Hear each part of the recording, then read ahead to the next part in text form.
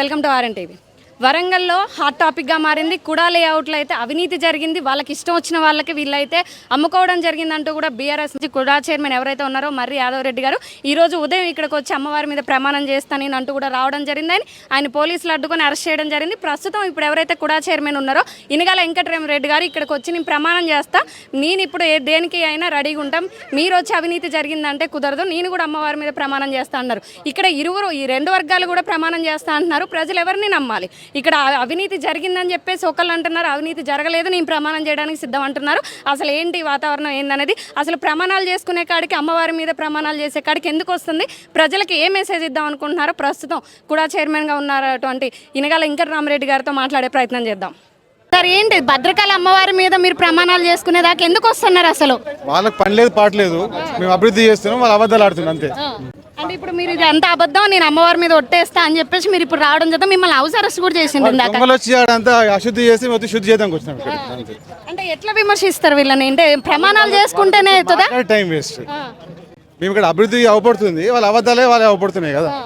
అంటే ఇదంతా ఎలా చూస్తారు? అంటే ప్రజల్లోకి ఏ రకంగా పోర్ట్రేట్ అవుతుంది? లేదు, ఉనికి కోసం ఏదో టైం పాస్ చేస్తుంటారు.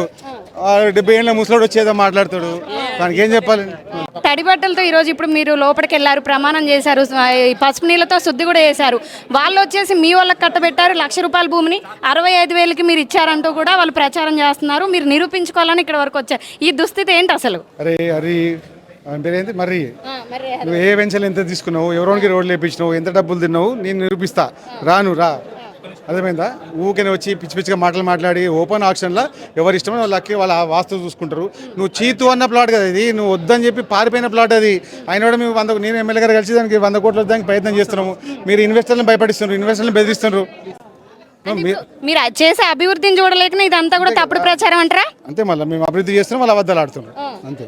మీరు మొత్తంగా 5 వేశారు ఇప్పుడు మనకి కుడా లేఅవుట్లకి సంబంధించి వేలం మొత్తం ఎట్లా ఏం చేయబోతున్నారు? మరి కాన్స్టిట్యూన్సీ వాళ్ళ లోకల్ ఎమ్మెల్యే డెవలప్మెంట్ యాక్టివిటీ పెట్టి దాంట్లో పనిచేస్తాం. చూసండి, ప్రజలకి కానివ్వండి, మన వరంగల్ ప్రజలకు ముఖ్యంగా అసలు ఏం చెప్తారు మీరు ఇప్పుడు ఫైనల్ గా దీన్ని ఉద్దేశించి? నమ్మకండి, 12 ఏళ్ళు ప్రజలను మోసం చేసిన వాళ్ళు.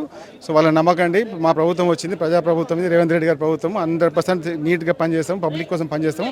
ఎవరి ఇంట్రెస్ట్ ఇక్కడ ఎవరిది లేదు. మీరు నమ్మాలి వాళ్ళని. ఈ వచ్చే ఎలక్షన్లో మళ్ళీ తిప్పి కొట్టాలి, మళ్ళీ బొందబెట్టాలి వాళ్ళని. ఓపెన్ ఛాలెంజ్ ఇది, మాస్ వార్నింగ్ అనుకోవచ్చేది వాళ్ళకి విమర్శలకి. వాళ్ళు ఎన్నో విమర్శలు చేస్తారు, వాళ్ళకి పని లేదు, వాళ్ళు ఉనికి కోసం చూసుకుంటున్నారు. అనవసరం మా టైం వేస్ట్ చేయకండి, పబ్లిక్ టైం వేస్ట్ చేయకండి. చూశారు కదా, తడి బట్టలతో అమ్మవారి దగ్గరికి వెళ్ళి ప్రమాణం చేసి పసుపు నీళ్లతో ఆలయాన్ని శుద్ధి చేశారు. ఓపెన్ ఛాలెంజ్ నేను ఇక్కడ చెప్తున్నా, జరిగేదంతా కూడా ఉట్టి ప్రచారమే. మొత్తం అంతా జరిగింది కూడా మేము ఓపెన్గా అక్కడ అంతా కూడా చేయడం జరిగింది. ఎలాంటి అవినీతి జరగలేదు. నేను ఇప్పటికి కూడా గుడికి వచ్చాను, మీకు ఛాలెంజ్ ఇచ్చిన వినయ్ భాస్కర్ కానివ్వండి, మాజీ కుడా చైర్మన్ కానివ్వండి, రండి ఇక్కడికి వస్తే నేను ఇక్కడికే వచ్చిన, నేను పారిపోలేదు. ఇదంతా కూడా కేవలం దుష్ప్రచారం, ప్రజల్లోకి ఒక అపోహం తీసుకెళ్తున్నారు. మేము చేసేటువంటి అభివృద్ధిని చూడలేకనే ఇదంతా జరుగుతుందంటూ కూడా చెప్పడం జరుగుతుంది. ఇక్కడ మనం అయితే భద్రకాళి అమ్మవారిలో ఉద్రిక్త పరిస్థితి నెలకొందని చెప్పుకోవాలి. మనం వెనకసారి ఒకసారి చూడొచ్చు.